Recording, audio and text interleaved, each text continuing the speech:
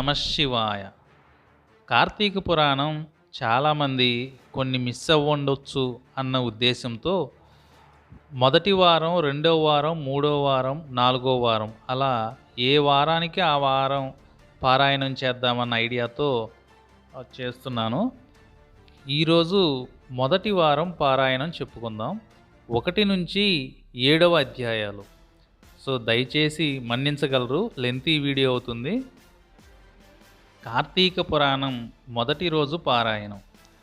మహాజ్ఞాన సంపన్నులు తపోనిష్ఠులైన ఋషులకు, మునులకు నిలయమైనటువంటి పుణ్యప్రదమైన నైమిసారణ్యము భారతదేశమునందున్న ఈ నైమిసారణ్యము రకరకాలైన పళ్ళు, కాయలు, పువ్వులతో నిండిన వృక్షాలు, చెట్లులతో అలరారుతూ ఉంటుంది.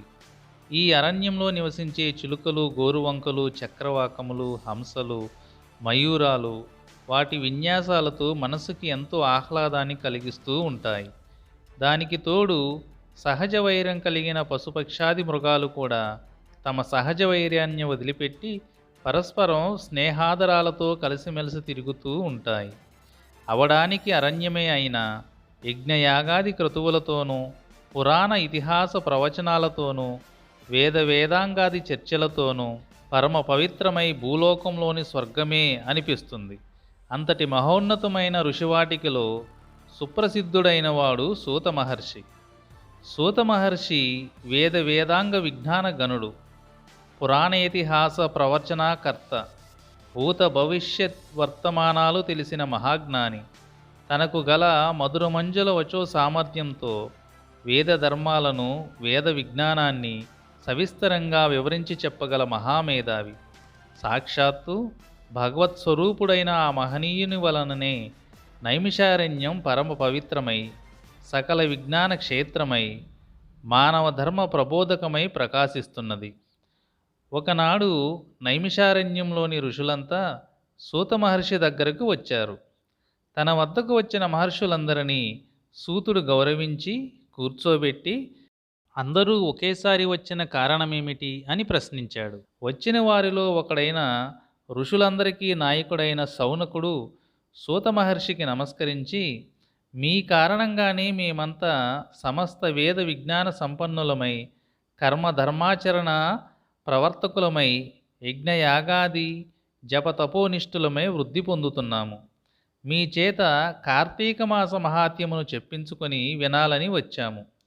కార్తీక మాసము హరిహరులిద్దరికీ పరమ ప్రీతికరమైనది. ఈ మాసంలోని 30 రోజులు పరమ పవిత్రమైన పర్వదినాలే. ఈ మాసంలో చేసిన స్నాన, జప, తప, దానాలకు అపారమైన ఫలసిద్ధి లభిస్తుందని విన్నాము. అంతటి విశిష్టమైన కార్తీక మాస వైభవాన్నంతటినీ సమస్త విశేషాలతో సవివరంగా వినిపించి మమ్మల్ని కృతార్థులను చేయవలసింది అని సవినయంగా ప్రార్థించారు. సూతుడు, మునిజన శ్రేష్ఠులారా, మీ కోరిక పరమ ఆమోదకరము. మీరన్నట్లే కార్తీక మాసము అత్యంత పుణ్యప్రదమైనది. ఈ మాసం కేవలం హరిహరాలకు మాత్రమే కాదు, సమస్త దేవతలకు ప్రీతిపాత్రమైనది. ప్రతి మాసంలో ఏదో ఒకరోజు పర్వదినం ఉంటుంది, కానీ ఈ కార్తీక మాసంలో 9 రోజులు పర్వదినాలే. ఈ మాసం ధర్మ కార్యాచరణాలకు, నియమనిష్టలకు నిలయము. ఈ కార్తీక మాస మహాత్మ్యం విన్నవారికి పుణ్యగతులు లభిస్తాయి. ఈ మాసంలో కర్మసాక్షి అయిన సూర్యభగవానుడు తులారాశిలో సంచరిస్తూ ఉంటాడు. కనుకనే ఈ మాసంలో చేసిన పూజలు, వ్రతాలు, దాన ధర్మాలు, దీపారాధనలు, నక్తములు, ఉపవాసములు, పురాణ శ్రవణములు అనేక జన్మలలో చేసిన పాపాలను హరింపజేసి పుణ్యగతులను ప్రసాదిస్తాయి. అభీష్ట సిద్ధి లభించి జీవితం సుఖమయమై సాగిపోతూ ఉంటుంది. ఇహపరాలలో ఉత్తములై వర్ధిల్లుతారు. మానవ శ్రేయోభిలాషులై తరించే మీకు ఈ పురాణాన్ని వినిపించడం వలన నేను ఉత్తమ గతిని పొందుతాను అన్నాడు. మహామునులారా, ఈ కార్తీక పురాణమును గురించి స్కాంద పురాణంలో ఉంటుంది. దీనిని మొట్టమొదట పరమేశ్వరుడు పార్వతీదేవికి, శ్రీమన్నారాయణుడు శ్రీ మహాలక్ష్మికి, చతుర్ముఖుడు అనగా బ్రహ్మదేవుడు నారద మహర్షికి, నారదుడు వశిష్ఠ మహర్షికి, వశిష్ఠుడు జనక మహారాజుకి వివరంగా చెప్పారు. వశిష్ఠుని దయ వలన ఈ కార్తీక మాస మహాత్యాన్ని వినే అదృష్టం నాకు కలిగింది. నేను విన్న ఆ విశిష్టమైన పురాణాన్ని మీకు కూడా వినిపిస్తాను. సావధాన నమస్కులై విని తరించండి అని అన్నారు. ఒకనాటి పవిత్ర దినాన వశిష్ఠ మహర్షి మిథిలా నగరానికి వచ్చి జనక మహారాజు దగ్గరకు వెళ్ళాడు. రాజర్షి అయిన జనకుడు వశిష్ఠ మహర్షికి సగౌరవంగా సముచిత మర్యాదలు చేసి, మీ రాకకు కారణం ఏమిటి అని అడిగాడు. అందుకు వశిష్ఠుడు, జనక మహారాజా, నేను సిద్ధాశ్రమంలో యాగం చేయాలని సంకల్పించిన యాగానికి నీ సహాయం అడుగుదామని వచ్చాను అని అన్నాడు.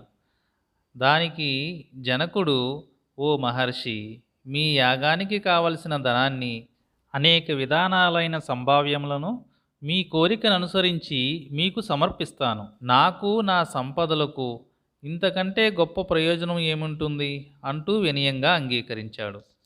మునిజన శ్రేష్ఠుడైన ఓ వశిష్ఠ మహర్షి, నాకు చాలా కాలం నుండి ధర్మార్థకామ మోక్ష ప్రదాయకమైన సర్వపాపహరమైన కార్తీక మాస మహాత్యాన్ని వినాలని కోరిక. కనుక నా యందు అనుగ్రహముంచి కార్తీక పురాణాన్ని వినిపించి నన్ను కృతార్థుడిని చేయమని ప్రార్థించాడు. విశ్వశ్రేయస్సును కోరుకునే వాళ్ళకి, భక్తిగల వారికి ఈ విధమైన కోరికలు కలుగుతూ ఉండడం సహజమే. కార్తీక మాసం 30 రోజులు పుణ్యప్రదానాలైనవే. ఈ మాసంలో చేసే జపతపాలకి, స్నానదానాలకి, వ్రతాలకి అనంతమైన ఫలితం కలుగుతుంది అని, ఈ మాసంలో ఆచరించవలసిన విధి విధానాల గురించి, ఈ మాసం యొక్క గొప్పతనం గురించి స్కంద పురాణం మరియు పద్మపురాణంలో గొప్పగా వివరించబడింది. ఈ మాసంలో సూర్యోదయానికి ముందుగా చేసే స్నానం పరమ పుణ్యప్రదం. ఈ మాసంలో గంగానది సమస్త నదీ జలాలలోనూ, కాలువలు, చెరువులు మొదలైన జలాశయాల నీటిలోనూ అంతర్లీనంగా ప్రవహిస్తూ ఉంటుంది. స్నానంతో పవిత్రులై పుణ్యప్రదమైన శరీరంతో చేసే దానధర్మాలు అనంతమైన ఫలితాన్ని ఇస్తాయి. ఈ మాసంలో చేసే పితృకార్యాలు, పితృకర్మలు 7 తరాల వరకు పుణ్యగతులను కలిగిస్తాయి. ఈ కార్తీక స్నాన వ్రతాదులను ఆచరించడానికి స్త్రీలు, పురుషులు, బాలురు, యువకులు వార్ధక్యముతో తేడాలేమీ ఉండవు. ఏ వయసు వారైనా, ఏ జాతి వారైనా స్నాన దాన జప తపాదులను చేసి తరించే ప్రయత్నం చేయవచ్చు. జనక మహారాజా, ఈ కార్తీక మాసానికి అధిపతి దామోదరుడు కనుక దామోదరుని పూజ, కేదారేశ్వర వ్రతాలను ఈ కార్తీక మాసంలో ఆచరించడం వలన శివకేశవులిద్దరి అనుగ్రహం అపారంగా లభిస్తుంది. జలరాశులన్నిటిలో అంతర్లీనంగా ప్రవహిస్తున్న గంగాదేవి అనుగ్రహం కూడా లభిస్తుంది. సూర్యోదయానికి పూర్వమే చేసే స్నానము ముక్తిప్రదమైనది. మనం కార్తీక మాసంలో చేయవలసిన దానధర్మాలు, సంధ్యావందనాది నిత్యకర్మలు, తర్పణాలు, దీపారాధనలు, దీపదానాలు, వనభోజనాలు, సమారాధనలు, సోమవార వ్రతాలు, కార్తీక పౌర్ణిమ నోము ఇవన్నీ కేవలం పుణ్యమును ప్రసాదించడం మాత్రమే కాక శరీరానికి తేజస్సును, శక్తిని, మేధస్సును, మనసుకు శాంతిని, స్థిరత్వాన్ని, స్థిమితాన్ని, సంపదలను కూడా కలిగిస్తాయి.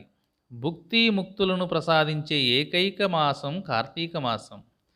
ఈ కార్తీక మాసంలో ఏకభుక్తం, ఒక పూట, ఉదయం పూట మాత్రమే భోజనం చేసి ఉండడం, నక్తం, ఉదయమంతా ఉపవాసం ఉండి సాయంత్రం నక్షత్ర దర్శనం అయిన తర్వాత భోజనం చేయడం, సోమవారాలు, పౌర్ణిమ, ఏకాదశులు మొదలైన రోజుల్లో చేసే ఉపవాసాలు మోక్షప్రదాలు. పూర్తిగా ఉపవాసం చేస్తూ సంధ్యా సమయంలో తీర్థప్రసాదాలను స్వీకరించడం, ఉపవాసం చేయడం అనేవి పుణ్యముక్తిప్రదాలు. వారంతట వారుగా ఇతరులు పెట్టిన దానిని మాత్రమే భుజిస్తూ నిత్యము జపం, తపం, పురాణ పఠనం, దీపారాధన చేయడం, క్షేత్ర సందర్శనం మొదలైన వాటన్నిటినీ భక్తి శ్రద్ధలతో చేయడం ఆరోగ్యదాయకమే కాక మోక్షకారకం కూడా. ఈ దీక్షతో కార్తీక సోమవార వ్రతం చేసిన ఫలితం లభిస్తుంది. మొదటి రోజు పారాయణం సమాప్తం. 2వ అధ్యాయము సోమవార వ్రత మహాత్మ్యము. వశిష్ఠ మహర్షి జనక మహారాజుకు కార్తీక పురాణాన్ని వివరిస్తూ కార్తీక సోమవార మహిమను వినిపించాడు. కార్తీక మాసంలో సోమవార వ్రతం చేయడం వలన శివ సాయుధ్యమును పొందుతారు.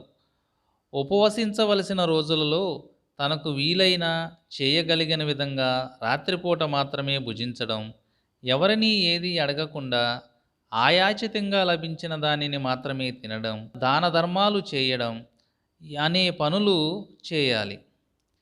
ఒకానొకప్పుడు కాశీక్షేత్రంలో పరమ నిష్ఠాగరిష్ఠుడైన ఒక సద్బ్రాహ్మణుడు ఉండేవాడు.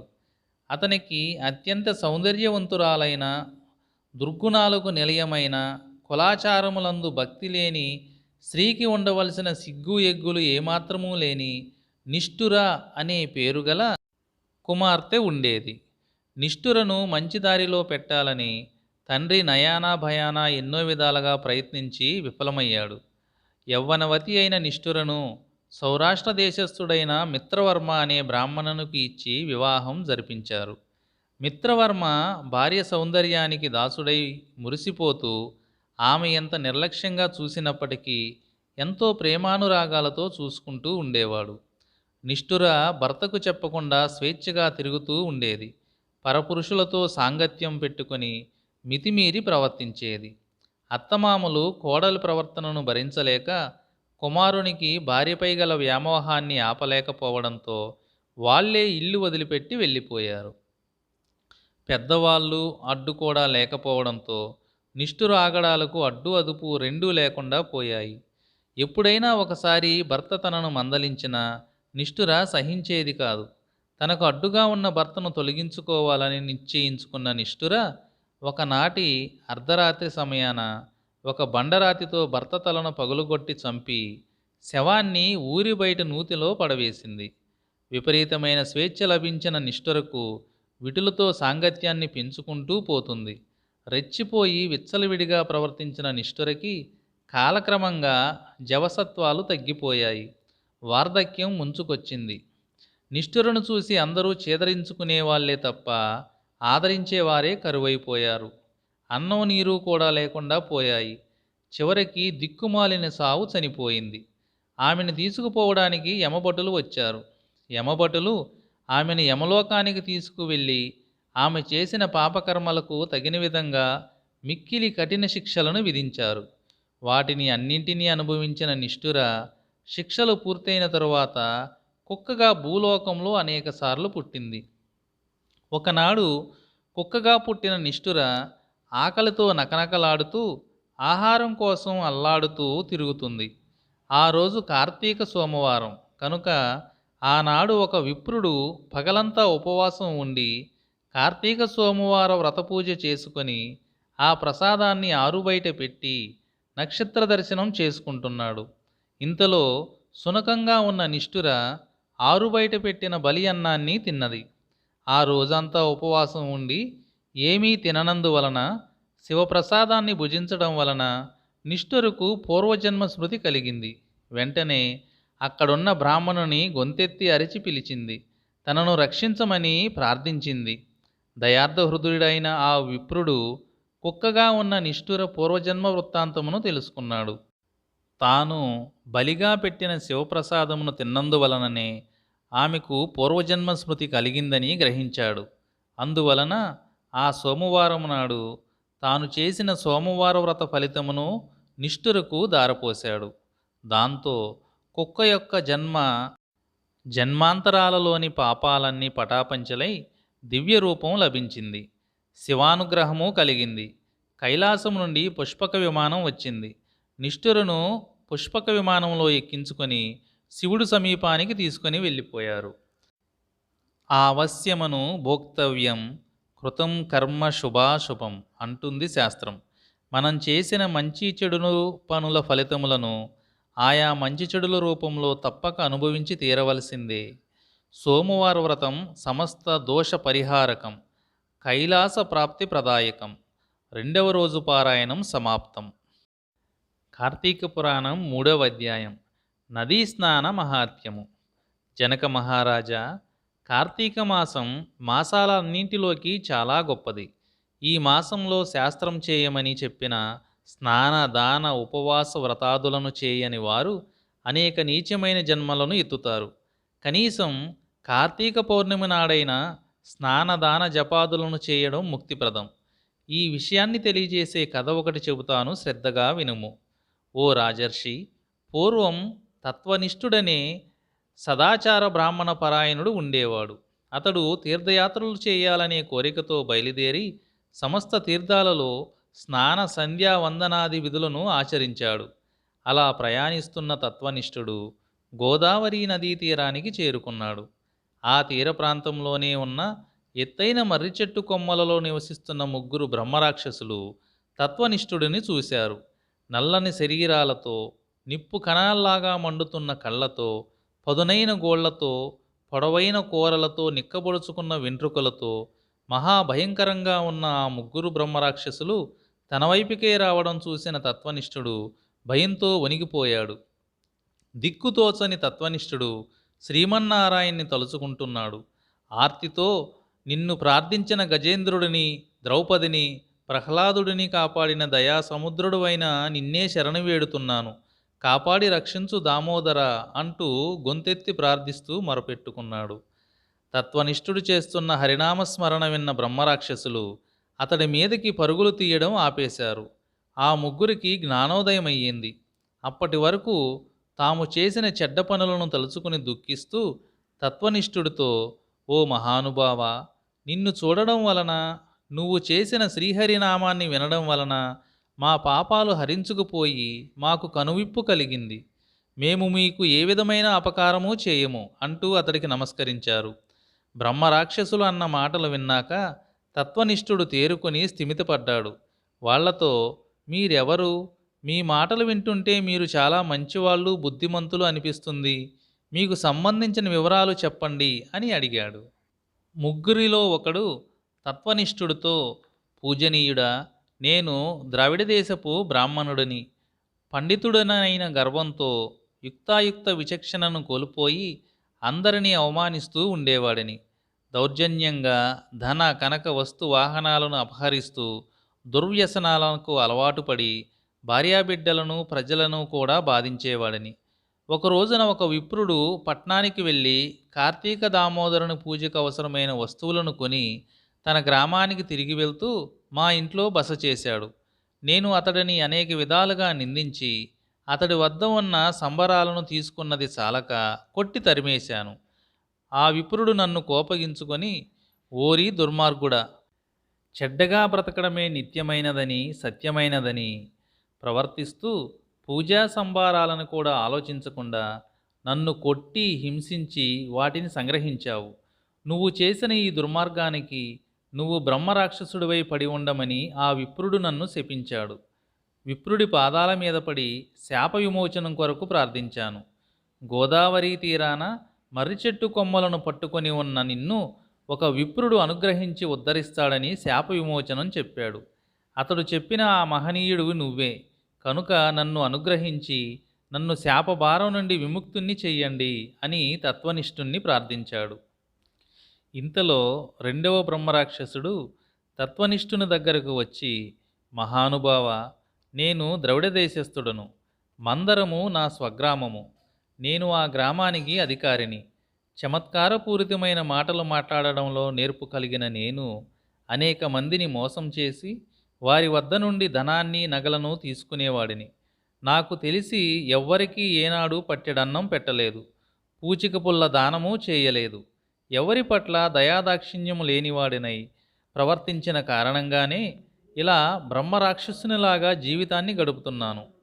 నన్ను ఈ పాపలంకిలో నుంచి బయటపడేసి రక్షించమని చెప్పి ప్రార్థించాడు తత్వనిష్ఠుడని. ఇక మూడవ రాక్షసుడు కూడా తన గాథను తత్వనిష్ఠునితో ఈ విధంగా మొరపెట్టుకుంటున్నాడు. ఓ బ్రాహ్మణ శ్రేష్ఠుడా, నేను ఆంధ్రదేశము వాడిని. విష్ణువాలయంలో అర్చకుడును. అర్చకుడికి ఉండవలసిన మంచి లక్షణాలేవి నాలో లేవు. ఆలయంలో నేను చేయకూడని అత్యాచారాలెన్నో చేశాను. భక్తులను పీడించాను, స్త్రీలను అవమానించాను, బంధువర్గాన్ని దూషించాను. భగవంతునికి సంబంధించిన స్థిర చర ఆస్తులను వేశ్యలకు సమర్పించాను. భార్యాబిడ్డల మంచి చెడులను ఏమాత్రం పట్టించుకోక వారి పట్ల ఏనాడూ శ్రద్ధ చూపలేదు. ఆలయంలో భగవంతునికి చేయవలసిన నిత్య నైమిత్తిక కార్యకలాపాలను, ఉత్సవాలను, ఆరాధనలను అశ్రద్ధతో నిర్లక్ష్యం చేశాను. ఇహలోకంలో అనుభవించే సుఖ సంతోషాలు, భోగభాగ్యాలు, వాటి పట్ల నాకు గల వ్యామోహం ఏవీ శాశ్వతం కాదని తెలుసుకోలేకపోయాను. ఆ కారణంగా నేను చేసిన దుష్కృత్యాలకు అంతే లేదు. కొంతకాలానికి క్రమంగా ప్రజలకు నా దురాగతాలు తెలిసినాయి. వాళ్ళ ఆగ్రహానికి గురి అయ్యాను. నేను అన్యాయంగా సంపాదించిన సంపదలు కొన్ని తరిగిపోయినాయి, కొన్ని తొలగిపోయినాయి. ఊరివారు నన్ను తరిమి కొట్టారు. అడవుల వెంబడపడి ఆకులు అలములు తింటూ కాలం గడిపాను. కొంతకాలానికి ప్రాణాలను పోగొట్టుకున్నాను. నరకానికి వెళ్ళి అక్కడ పడరాని పాట్లు పడ్డాను. ఆ తరువాత ఎన్నో నీచమైన జన్మలను ఎత్తాను. చివరకు ఈ బ్రహ్మరాక్షస రూపాన్ని పొందాను. కనుక ఈ బాధనల నుండి నన్ను రక్షించగలవాడివి మీరే. నన్ను చూసి చూడగానే నాకు గత జన్మ స్ఫురణకు వచ్చింది. మాకు ఈ బ్రహ్మరాక్షస జన్మల నుండి ముక్తిని కలిగించండి అని ప్రార్థించాడు. బ్రహ్మరాక్షసులారా, మీ జీవితగాథలు బాధలు పూర్తిగా తెలిసినాయి.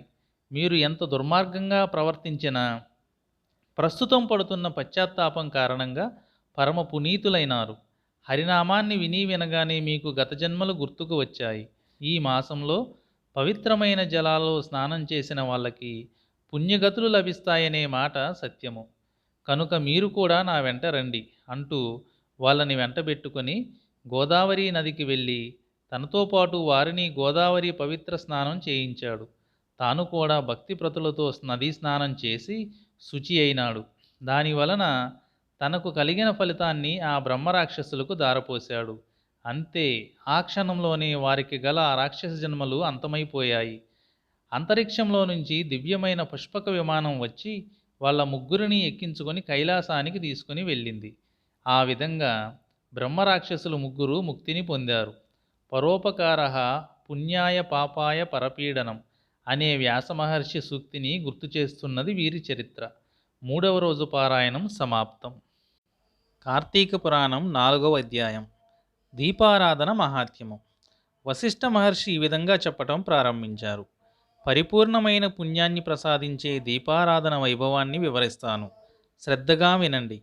దీపారాధన ఏ విధంగా, ఎక్కడ, ఎప్పుడు, ఏ ఏ ఆశయాలతో, ఏ ఏ కోరికలు తీరాలని చేయాలో వివరంగా చెబుతాను. రాజర్షి, కార్తీక మాసంలో గోపుర ద్వారం దగ్గర కానీ, శివలింగం ముందు కానీ, నదీ తీరంలో కానీ దీపాన్ని వెలిగించాలి.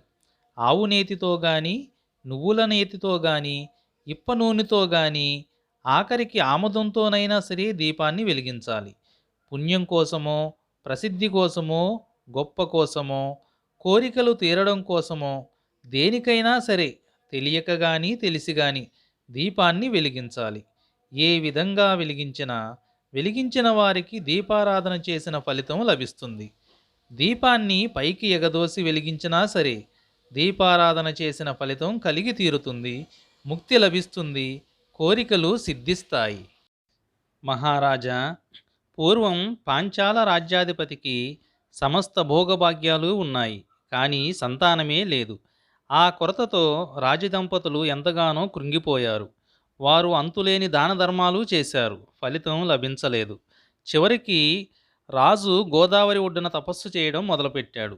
మహారాజు తపస్సు చేస్తున్న సమయంలోనే పిప్పలాద మహర్షి అక్కడికి వచ్చాడు. రాజు ఎందుకు తపస్సు చేస్తున్నాడో తెలుసుకున్నాడు. మహారాజా, ఈ కార్తీక మాసంలో జపతపాలు చేయడం కంటే నిత్యం చేసే దీపారాధన వలన నీ కోరిక సిద్ధిస్తుంది అని చెప్పాడు. రాజు వెంటనే తపస్సు మాని రాజధానికి చేరుకున్నాడు. శివప్రీతి కోసం అనేక పూజలు పురస్కారాలు చేసి ప్రతిరోజు దీపారాధన చేశాడు. మహారాజుకి భగవంతుని అనుగ్రహం లభించింది. మహారాణి గర్భమును ధరించింది. 9 నెలలు నిండినాక పండంటి పుత్రుడికి జన్మనిచ్చింది. రాజదంపతులు, నగర ప్రజలు ఎంతో సంతోషించారు. రాజ్యమంతటా ప్రతి ఒక్కరిని కార్తీక వ్రతం ఆచరించమని హెచ్చరికలను జారీ చేశాడు మహారాజు. తన కుమారుడికి శత్రుజిత్తు అని పేరు పెట్టి అల్లారుముద్దుగా పెంచి పెద్ద చేశాడు. లేక కలిగిన సంతానమని గారాబం చెయ్యడంతో శత్రుజిత్తు దుర్వ్యసనాలకు లొంగిపోయాడు. వేశ్యల వెంట తిరుగుతున్న కారణంగా అతడంటే అందరికీ అసహ్యం ఏర్పడింది. ఆ నగరంలో అందమైన ఒక బ్రాహ్మణ ఇల్లాలు ఉండేది. ఒకనాడు శత్రుజిత్తు ఆమెను చూశాడు. మోహపరవశుడై ఆమె వద్దకు వెళ్ళి తన కోరికను తెలియజేసి సురతక్రీడతో తనను ఆనందింపజేయమని అడిగాడు. అందచందాల ఆ బ్రాహ్మణ స్త్రీ కూడా రాకుమారుని అందచందాలకు మురిసిపోయి అతడు కోరికను అంగీకరించింది.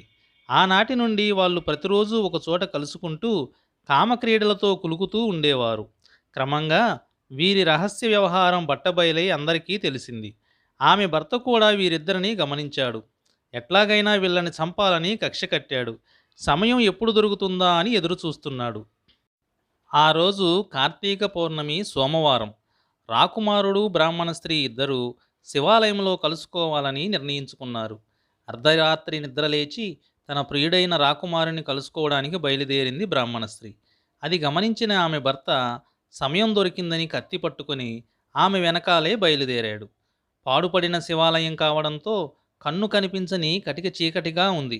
రాకుమారుడు దీపం ఉంటే బాగుండేది అనడంతో బ్రాహ్మణ స్త్రీ వెళ్ళి తన చీర కొంగు చింపి ఒత్తి చేసింది. రాకుమారుడు అవతలకు వెళ్ళి ఆమదం తెచ్చాడు. ఆలయంలోని దీపపు కుందిల్లో ఆమదం పోసి ఒత్తివేసి దీపం వెలిగించారు. ఆ వెలుగులోనే వాళ్ళు సరస సల్లాపలాడుకుంటున్నారు. తగిన అదును చూసి బ్రాహ్మణ స్త్రీ భర్త వారి దగ్గరకు వచ్చి వారిద్దరినీ అరికేశాడు. తరువాత ఆ కత్తితోనే తాను పొడుచుకొని మరణించాడు. కైలాసం నుండి శివదూతలు, యమలోకం నుండి యమదూతలు కూడా వారిని తీసుకువెళ్ళటానికి వచ్చారు. శివదూతలు రాకుమారుణ్ణి, బ్రాహ్మణ స్త్రీని రథం ఎక్కించుకొని తమ వెంట కైలాసానికి తీసుకువెళ్ళబోతుంటే బ్రాహ్మణ ఇల్లాలి భర్తని యమభటులు నరకానికి తీసుకోవటానికి ప్రయాణమయ్యారు. అప్పుడు ఆ విప్రుడు యమదూతలతో, సదాచార సంపన్నుడునైన నన్ను నరకానికి తీసుకుపోవడమేమిటి? చెడు ప్రవర్తన గల వారిద్దరిని కైలాసానికి తీసుకుపోవడమేమిటి? ఇది మీకేమైనా బాగుందా అని అడిగాడు.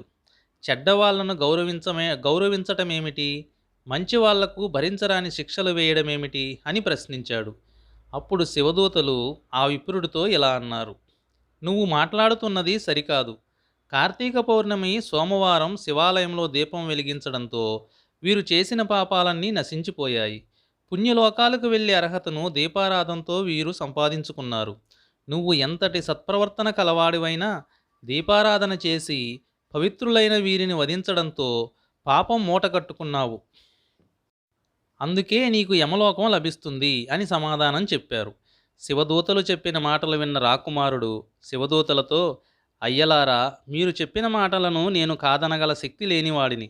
కానీ మేము ముగ్గురం ఒకే సమయంలో శివుని సన్నిధిలో మరణించాము. కార్తీక మాస దీపారాధన వలన మాలో ఈ విధమైన భేదం కలిగిందంటున్నారు. కనుక దీపారాధన చేయడానికి అవసరమైన నూనెను తెచ్చి శివసన్నిధిలో దీపం వెలిగించిన నాకు దాని వలన లభించిన పుణ్యంలో కొంత ఈ బ్రాహ్మణునికి నేను దారపోస్తాను.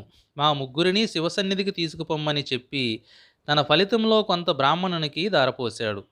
రాకుమారుడు చేసిన ఆ మంచి పనితో వాళ్ళు ముగ్గురు శివదూతలతో కలిసి కైలాసానికి వెళ్ళారు.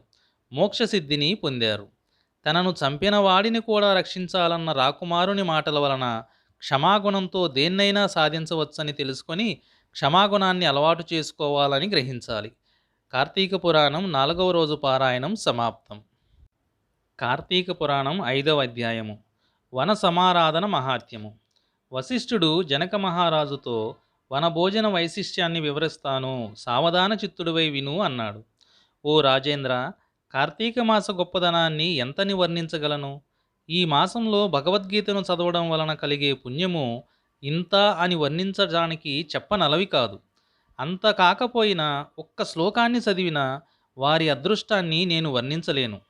ఆ విధంగా గీతను చదివిన వారు శ్రీమన్నారాయణి కృపకు పాత్రులై తరిస్తారనడంలో ఎంతమాత్రం సందేహమే లేదు.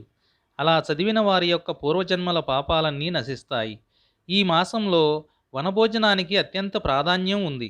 వనభోజనం వలన విష్ణులోకం లభిస్తుంది. నిత్య నైమిత్తిక కర్మలలో కానీ భోజన కాలంలో కానీ భ్రష్టులు, శూద్రులు, సూతకం కలవారిని చూడడం, మాట్లాడడం, తాకడం వలన కలిగే సమస్త దోషాలు తొలగిపోతాయి.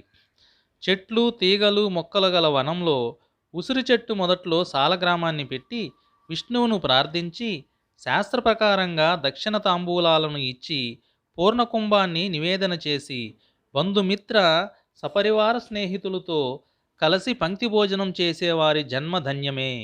వన సమారాధనలో భోజనం చేసిన వారిని సమస్త పాపాల నుండి విముక్తులను చేసి దివ్యత్వాన్ని ప్రసాదిస్తుంది. పూర్వం ఒక బ్రాహ్మణుని కుమారుడు దురాచార సంపన్నుడైనందున తండ్రిచే శపించబడ్డాడు. అయినా కార్తీక మహాత్యాన్ని వినడం వల్ల పవిత్రుడై తరించాడు అన్నాడు. జనక మహారాజు వశిష్ఠులు వారిని ఈ విధంగా అడిగారు. ఆ బ్రాహ్మణ బాలుడు ఎవరు? అతడు చేసిన దురాచారాలు ఏమిటి? తండ్రి అతడిని ఏమని శపించాడు? ఆ బాలుడు శాప విముక్తిని ఏ విధంగా పొందాడు? వీటన్నిటినీ వివరంగా చెప్పండి అని ప్రార్థించాడు వశిష్ఠ మహర్షిని. పూర్వం కావేరీ నదీ తీరంలో దేవశర్మ అనే పేరు గల బ్రాహ్మణోత్తముడు ఉండేవాడు. అతడు దేవతారాధనలోనూ ధార్మిక కార్యక్రమాలలోనూ శ్రద్ధాభక్తులు కలిగిన సదాచార సంపన్నుడు. అతడికి దేవదత్తుడు అనే పేరు గల పరమ దురాచార సంపన్నుడైన కొడుకు ఉండేవాడు. ఆ దేవదత్తుడు తానే విజ్ఞానవేత్తని విర్రవీగుతూ గర్వపడుతూ తండ్రి చేసే పనులను అన్నింటినీ తిరస్కార భావంతో హేళన చేస్తూ ఉండేవాడు. ఏదో ఒక విధంగా కుమారుని సన్మార్గంలో ప్రయాణింపజేయాలని ఆ పండితోత్తముడు ఎంతగా ఆరాటపడినా ఎన్ని ప్రయత్నాలు చేసినా ఆ పండితపుత్రుడు తండ్రికి లొంగలేదు. ఒక రోజున తండ్రి కుమారుని పిలిచి, నాయనా, రాను రాను నీ ఆగడాలు శృతిమించిపోతున్నాయి. ఎవరు ఏ పని చేసినా వారిని వారు చేసిన పనులను విమర్శిస్తున్నావు. అందరితోనూ తగాదా పడుతున్నావు. మనది ఎంతటి సదాచార కుటుంబం, పూజలు పునస్కారాలతో పునీతమైన కుటుంబం. మన ఇంటికి వచ్చిన వారిని సమాదరించడం మన ధర్మం. ఇవన్నీ చేయకపోగా అవధులు తప్పి పాపపు పనులు చేస్తున్నావు. రాను రాను పతనమైపోతున్నావు. ఇక మీదటనైనా వివేకవంతుడివై సన్మార్గంలో పయనిస్తూ భక్తి తత్పరతో మెలుగుతూ ఉండు. కుటుంబ గౌరవాన్ని నిలబెట్టు అంటూ మందలించాడు. తండ్రి మందలింపు విన్న కుమారుడు తండ్రిని ఎంతో వెటకారంగా చూశాడు. మీరు లేనిపోని పనికిరాని ప్రయాసలతో కానివారిని నమ్ముకుంటున్నారు. భక్తి ఉత్సవాలు సంతర్పణలు అంటూ అనవసరమైన ఖర్చులు చేస్తున్నారు. మీకు ఇహలోకంలో సుఖభోగాలు చెలిమికములు స్వేచ్ఛా విహారాలు ఏమి తెలుస్తాయి, ఎలా తెలుస్తాయి అంటూ ఎకసెకలాడాడు. నాయనా, నువ్వు నన్ను ఏమన్నా పర్వాలేదు, సహిస్తాను. 10 మందిలో మంచి పేరు తెచ్చుకునే పనులు చేయి. పూజలు పునస్కారాలు పరజీవాన్ని కాపాడుతాయి. ఇది పరమ పవిత్రమైన కార్తీక మాసం. ఈ మాసంలో చేసే స్నాన సంధ్యలు, దీపారాధనలు, సమారాధనలు, సంతర్పణలు సమస్త పాపాలను పారద్రోలుతాయి, ఉత్తమగతులను కలిగిస్తాయి. కనీసం ఈ నెల రోజులైన నీతి నియమాలను పాటిస్తూ ధర్మకార్యాలతో కాలాన్ని గడుపు అని ప్రబోధన చేశాడు తండ్రి. నాన్న, నువ్వు ఎంతటి అమాయకుడివి. నెలలు కొన్ని మంచివి కొన్ని చెడ్డవి అనుకోవడం ఏమిటి? గుళ్ళో దీపాలు వెలిగిస్తే పుణ్యం వస్తుందేమో, కానీ అవే దీపాలు ఇంట్లో వెలిగించుకుంటే వెలుతురు వస్తుంది. ఇంటి నిండా వనభోజనాల పేరుతో అయిన వాళ్ళకి కాని వాళ్ళకి పెట్టడం కన్నా మన చుట్టాలకి బంధువులకి మిత్రులకు కనుక వండి వడ్డిస్తే వాళ్ళు తృప్తి పడతారు. అప్పుడు వాళ్ళు మనకి ఇంత పెడతారు, మన పట్ల మంచి మనసుతో ఉంటారు అంటూ అనేక విధాలుగా తండ్రిని దుర్భాషలాడాడు. కుమారుని మాటలు విన్న తండ్రికి మిక్కిలి కోపం వచ్చింది. కుమారునితో, ఓరి మూర్ఖుడా, నేను చెప్పే మాటలు వినడం ఆచరించడం లేకపోగా నన్నే ఎగతాళి చేస్తున్నావు. నువ్వు ఇకపై మానవునిగా ఉండడానికి పనికిరావు. కనుక మూషికానివై ఏ చెట్టు తొర్రలోనో కాలం గడుపుతూ బ్రతుకు అని శపించాడు. తండ్రి శాపవాక్కులు విన్న దేవదత్తుడు భయంతో వణికిపోతూ తండ్రి పాదాల మీద పడ్డాడు. నా అవివేకానికి ఇంతటి కఠిన శిక్ష విధించావేమిటి?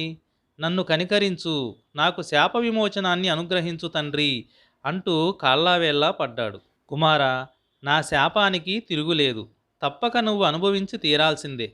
ఇప్పటికైనా పశ్చాత్తాపపడుతున్నావు కనుక శాప విమోచన సమయం చెబుతాను. ఎప్పుడు నువ్వు కార్తీక మహాత్యాన్ని వింటావో ఆనాడే నీకు శాప విమోచనం అవుతుంది అని చెప్పాడు. శాప విమోచన విషయం విన్న వెంటనే దేవదత్తుడు ఎలుకగా మారిపోయి కావేరీ నదీ తీరాన గల గజారణ్యంలో ఒక మర్రి చెట్టు తొర్రలో నివసిస్తున్నాడు. కొంతకాలం గడిచినాక విశ్వామిత్ర మహర్షి శిష్య సమేతుడై వనభోజనం కారణంగా గజారణ్యానికి వచ్చాడు. కార్తీక మాస స్నానం చేసి చెట్టు క్రింద శ్రీమన్నారాయణ్ణి ఆరాధించి తన శిష్యులకు కార్తీక పురాణాన్ని వినిపిస్తున్నాడు. ఆ సమయంలో ఆ చెట్టు త్వరలోనే ఉన్న ఎలుక బయటకు వచ్చి పూజా ద్రవ్యాల కోసం ఎదురుచూస్తుంది.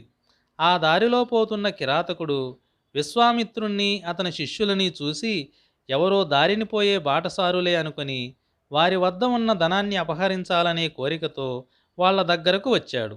కానీ ఆ మహర్షిని అతడి శిష్యులని చూసిన తర్వాత ఆ కిరాతకుడికి మనసే మారిపోయింది.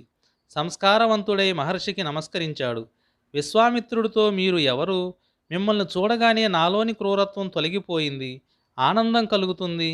మీరు ఏ దేవుడిని ఆరాధిస్తున్నారో చెప్పి నన్ను కూడా కృతార్థుణ్ణి చేయమని ప్రార్థించాడు. నేను విశ్వామిత్రుడిని, వీళ్ళంతా నా శిష్యులు. ఇది కార్తీక మాసం. ఈ నెలలో చేసే పనులన్నీ పుణ్యప్రదాలవుతాయి. నదిలో స్నానం చేసి విష్ణుమూర్తిని ఆరాధించి వనభోజనం చేసే వాళ్ళకి పుణ్యగతులు కలుగుతాయి. ఆ కారణంగానే నీకు కూడా జ్ఞానోదయం అయ్యింది. కనుక నువ్వు ఈ కార్తీక వ్రతాన్ని ఆచరించు, దానితో జీవన్ముక్తుడివి అవుతావు అని విశ్వామిత్రుడు చెప్పాడు. విశ్వామిత్రుడి ద్వారా కార్తీక పురాణాన్ని, వనభోజన విధానాన్ని విన్నాడు దేవదత్తుడు. వెంటనే ఎలుకగా ఉన్న దేవదత్త బ్రాహ్మణుడు బాలునిగా మారిపోయాడు. విశ్వామిత్ర మహర్షికి నమస్కరించి ఆయన అనుమతి తీసుకొని తన తండ్రి దగ్గరకు వెళ్ళాడు. ఆ కిరాతకుడు కూడా విశ్వామిత్రుని ఆదేశంతో కార్తీక పూజాది కాలను చేసే ముక్తిని పొందాడు. అన్నం పరబ్రహ్మ స్వరూపం కనుక అన్నాన్ని నిందించకూడదు, అన్నం పెట్టేవారిని నిందించకూడదు అని తెలియజేస్తుంది ఈ కథలోని సారాంశం. ఓం నమః శివాయ. 5వ రోజు పారాయణం సమాప్తం. కార్తీక పురాణం 6వ అధ్యాయం. దీపదాన మహాత్మ్యము. వశిష్ఠ మహర్షి జనక మహారాజుతో ఈ విధంగా చెబుతున్నాడు. పరమ పవిత్రమైన ఈ కార్తీక మాసంలో దీపదానం సమస్త శుభాలను, సిరి సంపదలను, ముక్తిని కలిగిస్తుంది. ఈ నెల రోజులు శ్రీ మహావిష్ణువును ఆరాధించే వారికి అశ్వమేధ యాగం చేసిన ఫలితం లభిస్తుంది. ప్రత్తితో వత్తిని చేసి ప్రమిదిలో ఉంచి దానిలో ఆవు నేతిని గాని, నువ్వుల నూనెను గాని, కడకు ఆముదాన్ని గాని వేసి దేవాలయంలో దీపారాధన చేసి దానిని దక్షిణ తాంబూలాలతో సద్బ్రాహ్మణునకు దానం ఇవ్వడం శుభ పుణ్యప్రదం అవుతుంది.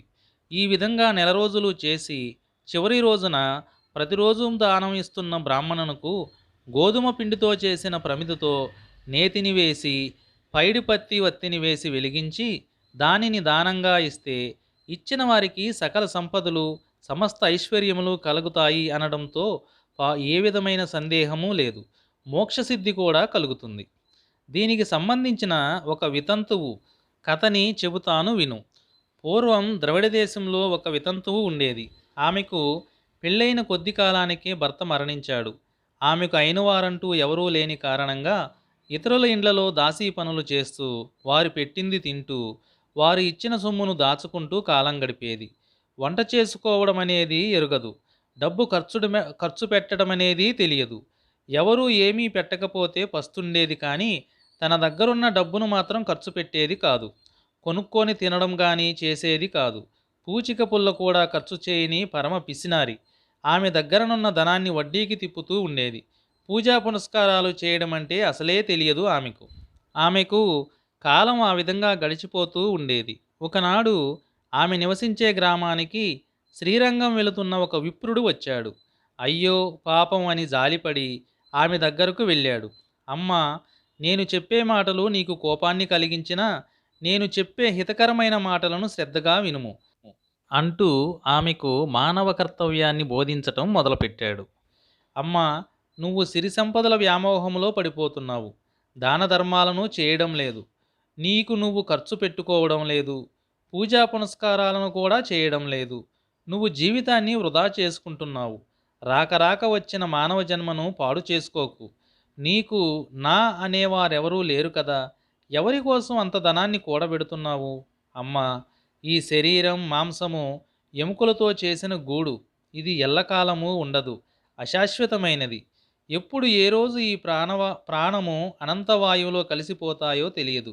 అటువంటి శరీరం కోసం పనికిరాని ప్రాకులాట దేనికోసం? ఈ లోకంలో నీకు ఏమి సుఖముంది? ఎవరు పెడతారు? ఎవరి వలన డబ్బు ఏ విధంగా ఎంత సంపాదించాలనే తాపత్రయమైతే ఉంది. కానీ వాని వలన నువ్వు సుఖపడేది ఏముంది? నిప్పులో పడిన మిడతలాగా ఈ శరీరం, ఆ శరీరంలోని జీవుడి గతి ఏమిటి? ఈ శరీరంతో చేసిన పనుల వలన వచ్చే ఫలితాలుగా అనేక జన్మలను ఎత్తడం, ప్రతి జన్మలోనూ జీవిత పోరాటం. జీవికి ఇదేనా లక్ష్యం? అజ్ఞానం అనే చిమ్మ చీకటిలో పడి జీవితాన్ని నిష్ప్రయోజనం చేసుకుంటున్నావు. కూడబెట్టిన సొమ్ముతో దాన ధర్మాలు చెయ్యి. నీ వరకు నువ్వు అనుభవించు. భగవంతుణ్ణి ఆరాధించు. అతడి సేవలో కాలం గడుపు. నిరంతరం భగవంతుణ్ణి ధ్యానిస్తూ తరించు. 10 మందిలో నువ్వు బ్రతికి ఉండగా మంచి పేరు సంపాదించుకొని సుఖంగా ఉండు. ఇది పుణ్యప్రదమైన కార్తీక మాసం. ఈ మాసంలో చేసిన ఏ సత్కార్యమైనా పుణ్యాన్ని ప్రసాదిస్తుంది, మంచి ఫలితాన్ని ఇస్తుంది. దీపదానం చెయ్యి, మోక్షం లభిస్తుంది అని చెప్పి దీపదానం చేసే విధానాన్ని బోధించి ఆ విప్రుడు శ్రీరంగానికి వెళ్ళిపోయాడు. కానీ ఆ బ్రాహ్మణుడు చెప్పిన మాటలు ఆమె మనస్సుకి ఎంతో ఆలోచనను కలిగించాయి. నిజమే, నేను ఎవరి కోసం కూడబెడుతున్నాను? ఎందుకింత తాపత్రయపడుతున్నాను? ఎందుకోసం పరమలోభిని అన్న చెడ్డ పేరు తెచ్చుకోవడం అని పరిపరి విధాల బ్రాహ్మణుడు చెప్పిన దానిని మాటిమాటికి తలుచుకుంటూ ఆలోచిస్తుంది.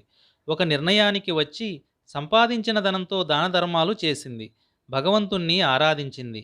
బ్రాహ్మణుని మాటయందు నమ్మకముంచి అతడు చెప్పినట్లుగా కార్తీక మాసం నెల రోజులు ఒక సద్బ్రాహ్మణుడికి పిండితో చేసిన ప్రమిదతో దీపదానం చేసింది. కార్తీక పురాణాన్ని విన్నది. అలా కాలం గడుపుతూ చివరకు శరీరాన్ని వదిలి కైవల్యాన్ని పొందింది అని అన్నాడు. లోభగుణం నరకానికి దారి చూపిస్తుంది. మనం సంపాదించిన ధనాన్ని మనం అనుభవిస్తూ దాన ధర్మాలు చేస్తూ అవసరానికి ఉంచుకోవాలే తప్ప కేవలం కూడబెట్టడం కూడని పని. అలా చేస్తే చివరకు రాజులు పాలవడమో దొంగలు ఎత్తుకుపోవడమో జరుగుతుంది. అలా కాక సంపాదించిన దానిని సద్వినియోగం చేసుకోవాలని ఈ వితంతు కథ మనకు తెలియజేస్తున్నది. దానం భోగే నాశస్త్రీ శ్రీగతయో భవంతి విత్తస్య అనే నీతి శ్లోకాన్ని జ్ఞాపకం చేస్తున్నది వితంతువు జీవితం. 6వ రోజు పారాయణం సమాప్తం. ఓం నమః శివాయ. కార్తీక పురాణం 7వ అధ్యాయం. ఓ మిథిలాధిపతి జనక మహారాజా, కార్తీక మాస వైభవాన్ని గురించి ఎంత చెప్పినా తరగదు. ఈ మాసం ఇహంలో మానవుని తరింపజేయడమే కాదు, పరంలో ముక్తిని కలుగజేస్తుంది. ఈ కార్తీక మాసంలో ఆచరించవలసిన పనులు, చేయవలసిన దాన ధర్మాలు, వ్రతాలు, క్రతువులు ఎన్నో ఉన్నాయి. వాటన్నిటితో కూడిన కార్తీక వ్రతాన్ని పరిపూర్ణంగా వినిపిస్తాను, సావధానుడై విను. రాజర్షి, కార్తీక మాసం శుద్ధ పాడ్యముతో మొదలవుతుంది. ఆనాటి నుండి 30 రోజులు సూర్యోదయ సమయానికి ముందుగా నక్షత్రములు ఉండగానే నదిలోనో నదంలోనో తల మీద స్నానం చేయాలి. ఈ మాసమంతా పరమ పావనమైన గంగానది సమస్త నదుల్లోనూ, నదీ జలాల్లోనూ, దిగుడు బావుల్లోనూ, చెరువులు మొదలైన వాటన్నిటి యందు ద్రవరూపంలో కలిసిపోయి ఉంటుంది. కనుక నీటిలో మునిగి తలస్నానం చేసి దోసిళ్లతో 3 సార్లు నీళ్లు తీసి ఆ నీటిని సూర్యునికి ఆర్ఘ్యంగా ఇచ్చి బయటకు రావాలి. తరువాత పొడి బట్టలను కట్టుకొని తలను పొడిగుడ్డతో శుభ్రంగా తుడుచుకుంటూ ఆరబెట్టుకోవాలి. వార్ధక్యము వలన కానీ, ఆరోగ్యము సరిగా లేని కారణం చేత కానీ, అవకాశం లేనప్పుడు మరే ఇతర కారణం చేతనైనా కార్తీక మాసం నెల రోజులు స్నానం చేయలేని వారు కార్తీక మాసంలోని ఆదివారం నాడు కానీ, శుక్ల పాడ్యము నాడు కానీ, పౌర్ణమి నాడు కానీ పైన చెప్పిన దేనియందైనా స్నానం చేస్తే ఆ మాసమంతా స్నానం చేసిన పుణ్య ఫలితం తప్పక లభిస్తుంది అనడంలో ఎటువంటి సందేహమూ లేదు. స్నానం చేసిన తరువాత ఇష్టదైవం యొక్క ఆలయంలోనో, హరిహరుల ఆలయంలోనో ఏదో ఒక దానిలోకి వెళ్ళాలి. గోపుర ద్వారం దగ్గర కానీ, స్వామివారి ముందు కానీ దీపారాధన చేయాలి. ఆ తరువాత ఆవు నేతితో కానీ, ఎవరికి అందుబాటులో ఏ నూనె ఉంటే దానితో, పిండి ప్రమిదతో దీపాన్ని వెలిగించి దానిని దక్షిణ తాంబూలాదులతో భక్తి శ్రద్ధలతోనూ ఒక సద్బ్రాహ్మణునికి దానంగా ఇవ్వాలి. అన్ని విధములైన జ్ఞానాన్ని, సమస్త సంపదలను ప్రసాదించే దీపదానాన్ని చేస్తున్నాను. దీనివలన నాకు నిరంతరం సుఖము శాంతి కలుగుగాక అని చెప్పుకుంటూ దీపదానం చేయాలి. భగవంతుడిని భక్తి శ్రద్ధలతో ఆరాధించాలి. విష్ణుమూర్తిని కమలాలతో అర్చించిన వారింట్లో కమలాసనులైన శ్రీ మహాలక్ష్మి స్థిర నివాసం ఉంటుంది.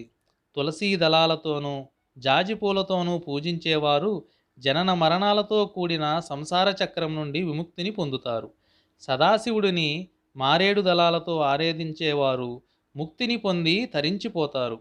పూలు పండ్లను దానం చేసేవారి పాపాలు సూర్యరశ్మికి చీకట్లు పటాపంచలైనట్లు పటాపంచలైపోతాయి. కార్తీక మాసంలో జపతపాలు హోమాలు చేసేవారి పితృదేవతలు తరిస్తారు. దేవాలయంలో భగవంతుని సమీపంలో మామిడి తోరణాలు కట్టి సాలగ్రామాన్ని అర్చించిన వారికి ఉత్తమ గతులు లభిస్తాయి. ఈ కార్తీక మాసంలో దేవాలయంలోని దేవతామూర్తికి భక్తి శ్రద్ధలతో దండ ప్రణామాలు చేసిన వారికి అశ్వమేధ యాగం చేసిన ఫలితం లభిస్తుంది. కార్తీక మాసంలో ఉసిరి చెట్టు నీడలో దేవతార్చన చేసిన వారి జోలికి రావడానికి కానీ వారిని తేరిపార చూడడానికి కానీ యమధర్మరాజుకు కూడా సాధ్యం కాదు. కార్తీక మాసంలో సాలగ్రామాన్ని తులసీ దళాలతో పూజ చేసిన వారు ధన్యులై తరిస్తారు. ఉసిరి చెట్టుతో కూడిన వనంలో భగవంతుని పూజించి వనభోజనం చేసిన వారు శరీరాన్ని వదిలిన తరువాత పుణ్యలోకాలకు చేరుకొని తరిస్తారు. కార్తీక మాసంలో చినిగిన వస్త్రాలతో చలికి వణుకుతూ బాధపడుతున్న వారికి వస్త్రదానం చేస్తే సద్గతులను పొందుతారు. అతని వలన అతని పూర్వీకులందరూ కూడా తరిస్తారు. కార్తీకంలో శ్రీహరిని అవిసి పూలతోనూ తులసీ దళాలతోనూ ఆరాధించిన వారు ఈ లోకంలో సౌఖ్యాలను అనుభవించి పరలోకంలో ముక్తులై తరిస్తారు. శివుడిని జిల్లేడు పూలతో ఆరాధించిన వారు సంపూర్ణమైన ఆయురార్థమును అనుభవించి మరణించిన తరువాత శివ సాయుధ్యాన్ని పొందుతారు. కార్తీకంలో స్నానం, దీపారాధన, దీపదానం, వనభోజనం, దేవతారాధనలు చేయడం వలన కలిగే ఫలితం ఇంత అంతా అని చెప్పడానికి వీలు కానిది. ఆ విధంగా చేయని వారు మాత్రం అనేక జన్మ పరంపరల్లో కొట్టుమిట్టాడుతూ పరితపిస్తూ ఉంటారు. కార్తీక మాసంలో ఇతరులు వెలిగించిన దీపాలను చూసి ఆనందించేవాళ్ళు, పూజా పునస్కారాలలో ఇతరులకు సాయపడేవాళ్ళు, భగవద్ ఆరాధనకు సమారాధనకు సహకరించేవాళ్ళు, పురాణ కథా కాలక్షేపాలలో పాల్గొనేవాళ్ళు, ఆలయాలలో దేవతాస్థుతులను గానం చేసేవాళ్ళు ఈ లోకంలో సుఖశాంతులను పొంది పరలోకంలో దైవ సాన్నిధ్యంలో ఉండి చివరకు ధ్రువలోకానికి చేరుకుంటారు. ఈ కార్తీక మాసంలో సోమవారాలు, పౌర్ణములు చాలా ప్రశస్తమైన పర్వదినాలు.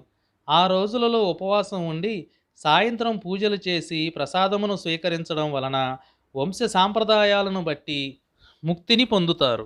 ఈ రోజులలో సమస్త కుటుంబాల వారు వారి వారి సాంప్రదాయాలను బట్టి 3వ సోమవారం కార్తీక పౌర్ణమి రోజున తప్పనిసరిగా పూజలు చేస్తూ ఉంటారు. వీటికే కార్తీక నోములు అని పేరు. ఏ కుటుంబము ఈ విషయంలో ఏమాత్రం భిన్నంగా ప్రవర్తించదు. ఈ నోము నోచిన కారణంగా ఆ కుటుంబంలోని వారికి మేలే జరుగుతుంది. సిరి సంపదలు లభించడం, మోక్షసిద్ధి కలగడం అనేది కార్తీక మాసంలోని విశేషం. ఈ విధంగా ఆచరించాల్సిన వాటిని వేటిని ఆచరించిన వారు మాత్రం 7 అంటే 14 జన్మలు నక్కలై పుడతారని వశిష్ఠ మహర్షి జనక మహారాజుకి తెలియజెప్పాడు. భగవంతుడు జ్యోతి స్వరూపుడని కనుక దీపాన్ని ఆరాధిస్తే అజ్ఞానం తొలగడంతో పాటు జ్ఞానాది సమస్త సంపదలను ఆ భగవంతుడు ప్రసాదిస్తాడని వివరించాడు వశిష్ఠ మహర్షి జనక మహారాజుకి. 7వ రోజు పారాయణం సమాప్తం. ఓం నమః శివాయ. ఎవ్వరూ కూడా ఏ ఒక్క అధ్యాయము కార్తీక మాసంలో పారాయణము మిస్ అవుతారనే ఉద్దేశంతో వారం రోజులకి చేయవలసినటువంటి వినవలసినటువంటి పారాయణాన్ని ఒక్క వీడియోలో అందించడం జరుగుతుంది. ఈ వీడియో కనుక మీకు నచ్చినట్లయితే వీడియోని లైక్ చేసి ఛానల్ని సబ్స్క్రైబ్ చేసి నన్ను ప్రోత్సహించండి. ధన్యవాదాలు. ఓం నమః శివాయ.